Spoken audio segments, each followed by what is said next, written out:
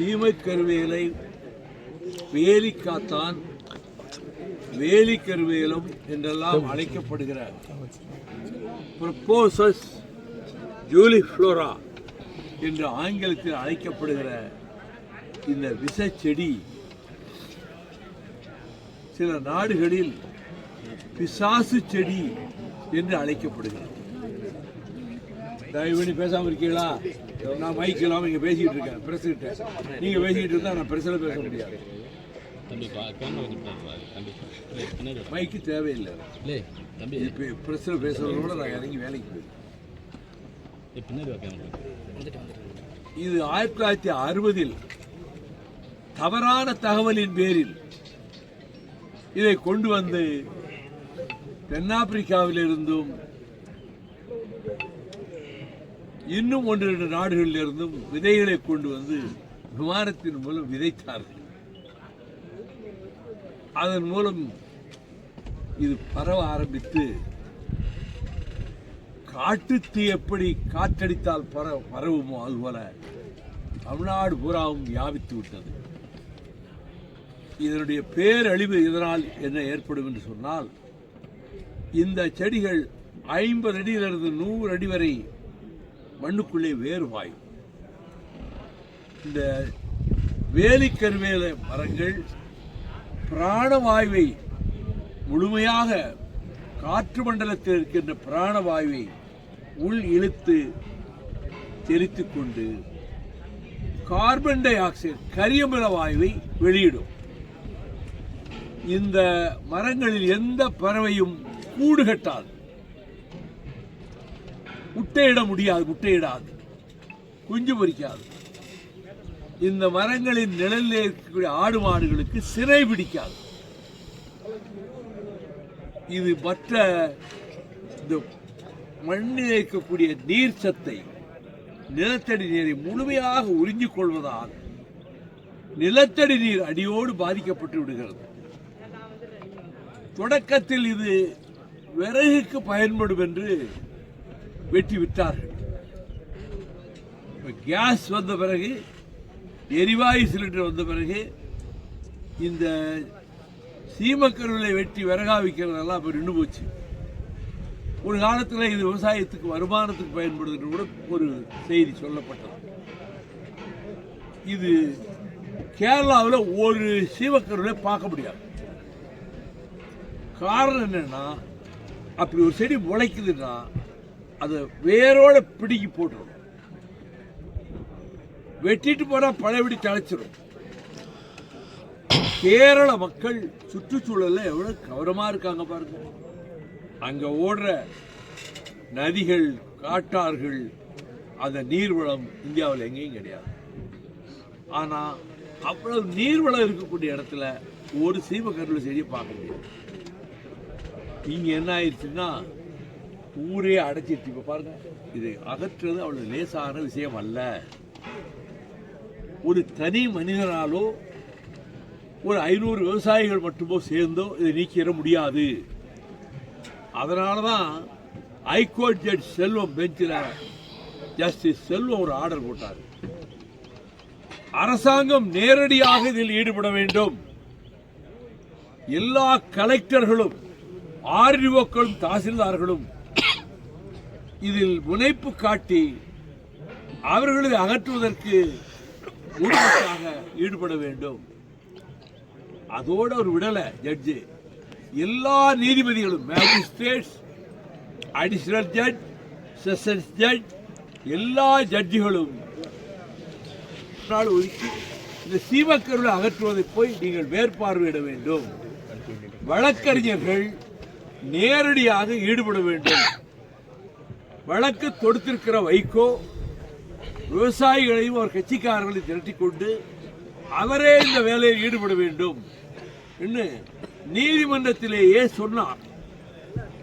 உடனே நாங்கள் வேகமாக ஆரம்பிச்சு கிட்டத்தட்ட பல ஊர்களில் சீமக்கருவிலை நாங்கள் அகற்றி அடிச்சிட்டோம். மாவட்ட வாரியாக நான் போனேன். அப்பொழுதுதான் தம்பி மணிவந்தன் சொன்ன மாதிரி கிண்டியில் இருக்கிற ஐடிஐ ஒரு மோசமான, தப்பான, பொய்யான ஒரு வழக்கை தொடுத்து இந்த வேலைக்கிறவங்க எங்களுக்கு இருக்கணும் எங்கள் எஸ்டேட்டுக்குள்ள அன்னு கேட்ட உடனே ஜட்ஜஸ் அவசரப்பட்டு ஸ்டே கொடுத்துட்டாங்க. 1000 வக்கீல்கள் இதில் ஈடுபட்டிருந்த நிலையில், எல்லா நீதிபதிகளும் ஈடுபட்டிருந்த நிலையில் ஹைகோர்ட் தீர்ப்பு தடை வந்தவுடனே அப்படியே நின்று போச்சு. பிறகு நான் ஹைகோர்ட்லையும் போய் முறையிட்டேன். அது தொடர்ந்து வாய்தா போட்டு போட்டு போட்டு போட்டு இப்போதான் வக்கீல் சுப்பராஜுக்கு வந்திருக்கிறார். அஜ்மல் கான் அது ஆஜரானார். கடைசியா இல்லை அந்த ஹைகோர்ட்டில் போட்ட ஸ்டே ரத்து பண்ணி சீமக்கருளை அகற்றுவது அவசியம்னு சொல்லி இப்பொழுது பரத சக்கரவர்த்தி, நீதிபதி பரத சக்கரவர்த்தியும் நீதிபதி சதீஷ்குமார் அவர்களும் ஒரு தீர்ப்பு கொடுத்திருக்காங்க. அரசாங்கம் இதை முழுமைச்சாக போர்க்கால நடவடிக்கையாக எடுத்து செய்யலைன்னா இதை அகற்ற முடியாது. இப்ப நான் ஒரு யோசனை சொல்றேன் அரசாங்கத்துக்கு. இப்ப 100 நாள் வேலை திட்டத்தை முழுமையா கொண்டு வரட்டும். அது 125 நாளா கூட ஆக்கணும். இதை நம்பி பல குடும்பங்கள் பிழைக்குது. ஆனா 100 நாள் வேலை திட்டம் குடிவேடிக்கை திட்டம் மாதிரி அங்க போய் ஒரு வர்த்தனை உட்கார்ந்துட்டு ஒரு கையெழுத்தை போட்டுட்டு போயிடுறாங்கன்னு நான் சொல்லலை, மக்கள் பேசிக்கிறாங்க. அதனால அந்த 100 நாள் வேலை திட்டத்தில் இதை சேருங்க, சீமக்களை அகற்றத அந்த வேலையை அவங்க செய்யட்டும். சம்பளம் முழுமையா கொடுங்க. எவ்வளவு 100, 120, 130 கொடுங்க. அவர்களை முழுமையாக இதை ஈடுபடுத்தலாம். போன மாதிரியே ஜட்ஜஸ், கலெக்டர்ஸ் எல்லாருக்கும், மேஜிஸ்ட்ரேட்ஸ்க்கு எல்லாம் கொடுத்து வழக்கறிஞர்கள் கிட்டத்தட்ட 500, 600 வழக்கறிஞர்கள் இதில் ஈடுபட்டாங்க. அவர்கள் எல்லோரும் இதில் ஈடுபட்டு இதை பொக்லைனை வச்சு தூரோடு எடுக்கணும். சிறுசெடியாக இருந்ததுன்னா பிடிக்கணும். ஆகினால் இந்த வேலிக்கருவையில் வரம் விவசாயத்தை அழிச்சு போடுச்சு. காரணம் நிலத்தடி நீரை பூரா உறிஞ்சது. நாம காவிரி தென்பெண்ணை பாலாறு தமிழ் கண்டதோர் வையை பொருளை நெறின்னு பாடல தான் இருக்கு. நதிகள் இருக்கு, நதிகளுக்கு வரும் பக்கத்தில் ஆபத்து வந்துகிட்டு இருக்கு. அப்போ வர்ற காவிரி, இப்போ மேட்டூருக்கு வர்ற தண்ணியை கூட நிப்பாட்டுறதுக்கு மேகதாட்டை அணை கட்ட போகிறான். அதை தடுத்து நிறுத்தான 15 வருஷமா நானும் போராடிட்டு இருக்கேன். ஹைகோர்ட்டில் கேஸ் போட்டேன். மத்திய அரசுகிட்ட போய் முறையிட்டோம். கர்நாடக சர்க்கார் நாங்கள் அணையை கட்டியே தீர்வோங்கிறோம். எங்க ஸ்டேட்டுக்குள்ள இருக்கு, நாங்கள் அப்படிதான் கட்டுவோம்.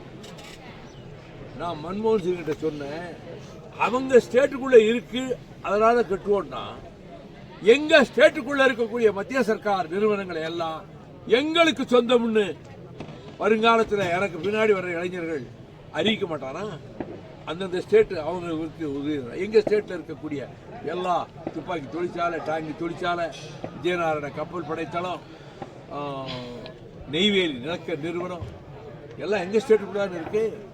எங்களுக்கு மட்டும்தான் சொந்தம், அடுத்த ஸ்டேட்டுக்காரன் உள்ள வரக்கூடாது நாங்கள் சொல்ல முடியுமா?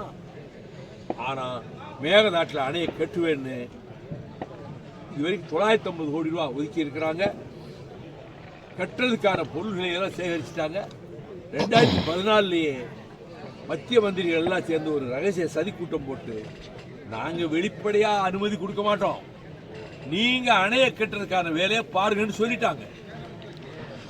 சோழர்கள் காலத்தில் 3ஆம் ராஜராஜன் பெரும் படையெடுத்துட்டு போய் அங்க கட்டின அணையை உடைச்சிட்டு வந்தோம்.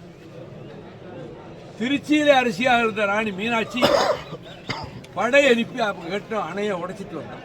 நம்ம இப்படி செய்ய முடியாது, அணையை போய் உடைக்க முடியாது. இது விவசாயத்துக்கு வந்திருக்கக்கூடிய ஒரு ஆபத்து. இன்னொரு பக்கத்தில் ஹைட்ரோ கார்பன் திட்டத்தை நிறைவேற்றுவோம்னு மத்திய சர்க்கார் தமிழ்நாட்டை எப்படி ஒழிக்கணும்னு நினைச்சு பார்த்து அவங்க இவ்வளவு வேலையை செய்துட்டு இருக்காங்க. நான் தமிழ்நாடு அரசுக்கு நம்முடைய சட்டமன்ற உறுப்பினர் ராஜேந்திரன் கேட்டுக்கொண்டதை போல, ஹைகோர்ட்ல என்ன ஆர்டர் போட்டிருக்கோம் அந்த ஆர்டரை நிறைவேற்றுறதுக்கு நீங்க அரசு இயந்திரங்களை பயன்படுத்துங்க. கலெக்டர்கள், ஆர்டிஓ, தாசில்தார், ஆர்ஐ வரையில, விஓஓ வரையில அவங்க நேரடியாக ஆட்களை தட்டிச்சு இறங்கணும். 100 நாள் வேலை திட்டத்தையே இதற்கு நீங்கள் பயன்படுத்துங்க. ஒரு விழிப்புணர்வு ஏற்படுத்துவதற்காகத்தான், ஒரு சிம்பாலிக்கா. நான் ஒருத்தன் போய் எல்லாத்தையும் அகற்றிட முடியுமா?